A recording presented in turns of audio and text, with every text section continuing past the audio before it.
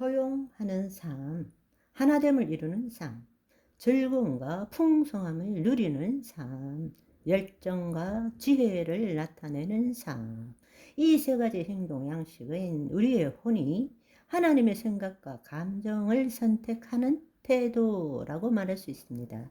이것은 예수 그리스도 밖에 있으면 결코 나타날 수 없는 마음의 태도죠.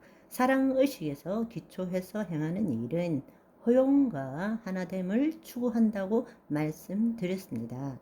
사랑은 하나님의 생명의 본질입니다. 우리 몸이 하나님의 사랑을 경험할 때 우리는 이 사랑에 기초한 행동을 하게 됩니다. 그것의 가장 큰 것이 뭐냐? 허용과 하나됨입니다. 여러분, 사실 대부분의 문제는 뭔가? 우리의 가장 큰 문제는 뭔가? 내가 내 자신을 사랑하지 못하기 때문입니다. 다른 말로 진정한 내가 내 몸에 사랑을 주지 못했기 때문에 하나님의 사랑을 내 몸이 경험하면 사실은 남들이 뭐라고 하든 별 문제가 되지 않습니다. 내가 그 사랑이 없기 때문에 인정받기 위해서 우리가 대부분 다툼이 일어나고 분리가 일어나는 것은 내 안에 사랑이 없기 때문입니다.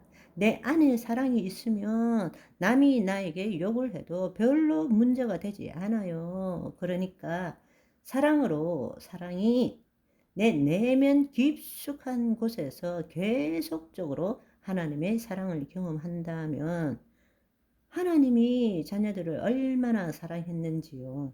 요한 1서 3장 1절은 말씀하고 계세요. 그 사랑이 올라온다면 모든 것들을 따지지 않아요. 그냥 허용하게 되는 것입니다. 있는 그대로 봐주는 거예요. 판단하지 않는다고. 나누지 않는다고. 분리시키지 않는다고요. 네가 옳고 내가 옳고가 없어지기 시작하는 거예요. 선악을 나누고 옳고 그름을 나눈 것이 없어지는 것입니다. 허용하는 거예요. 있는 그대로를 봐주는 거예요. 내 관점에서 보는 것이 아니라 하나님의 관점에서 보는 것이죠. 허용하는 것입니다. 그리고 모든 것을 나누는 것이 아니라 사랑은 하나됨이에요. 무엇이든지 내 생각과 감정으로 판단하고 구분하고 제한하는 것이 아니라 있는 그대로 받아들이는 것입니다. 그런데 내 경험과 지식에 기초한 판단 없이 행동한다는 것은 수동적이고 열정이 없어 보일지도 모르지만 아니요. 정반대로 적극적이고 창조적입니다. 왜냐하면 사랑 가운데에 하나님의 능력과 지식이 임하기 때문입니다. 여러분, 대부분의 놀라운 발견들, 창조적 아이디어는 어디서부터 나옵니까? 자신의 경험과 지식으로부터 나오는 것이 아닙니다. 차 한 잔 마시며 쉴 때에 딴 생각하다가 열심히 머리 굴릴 때는 나오지 않아요. 그런데 한 걸음 물러서서 꿈을 꿀 때, 낮잠 잘 때, 차 한 잔 마실 때, 뭔가를 볼 때 클릭이 되는 거죠. 클릭. 노벨상의 40%가 자신의 연구를 통해서가 아니라 그 연구로부터 벗어났을 때에 가진 연구 결과로 노벨상을 받는다는 것입니다. 하나됨은 모든 형상을 분리시키고 비교하고 우위를 가리는 것이 아니라 모든 것을 예수 그리스도 안에 통합시키고자 하는 것이죠.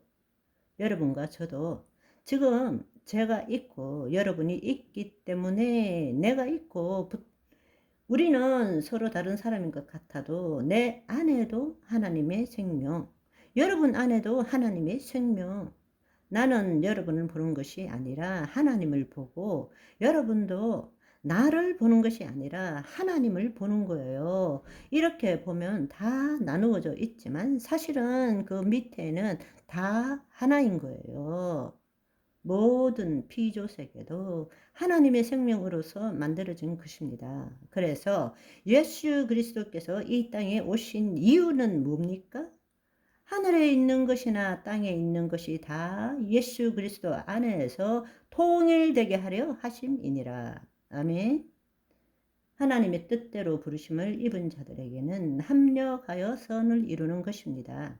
네가 낫고 내가 낫고 네가 옳고 내가 틀리고 이렇게 나눈 게 아니라 우리가 함께 함으로 하나님의 온전하심이 드러나는 거죠. 아멘. 그 마음을 갖고 있다라는 것입니다. 그 마음을 두 번째로 온전 의식에 기초하여 일을 행할 때는 풍성함과 즐거움을 나타내는 것입니다. 환경과 자신의 마음의 변화를 기다리거나 추구하는 것이 아니라 이미 온전한 것을 나타내는 것이죠. 우리 안에 하나님의 전부가 들어있기 때문입니다. 미래의 뭔가를 얻어내는 것이 아니라 이미 우리 안에 주어진 것을 나타내는 삶을 사는 것이죠. 아멘. 그 일을 위해서 약속의 말씀을 주신 거잖아요. 하나님은 말씀을 이루시는 분이시고 우리는 하나님의 온전하심 때문에 우리의 마음은 풍성함과 즐거움을 나타낼 수 있는 것입니다. 누가복음 15장에도 보면 돌아온 둘째 아들을 생각해 보세요.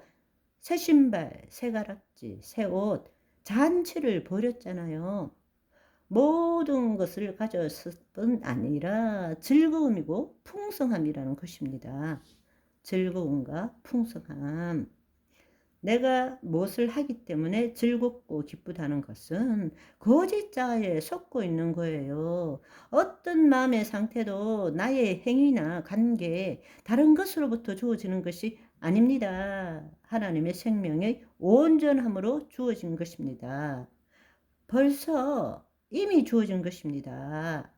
우리 안에 즐거움과 풍성함이 있어요.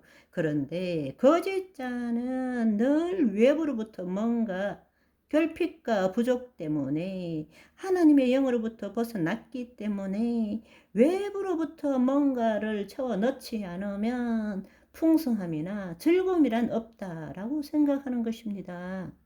오늘도 하나님의 풍성함을 누리시고 즐기시는 저와 여러분이 되시기를 소망합니다. 바이바이.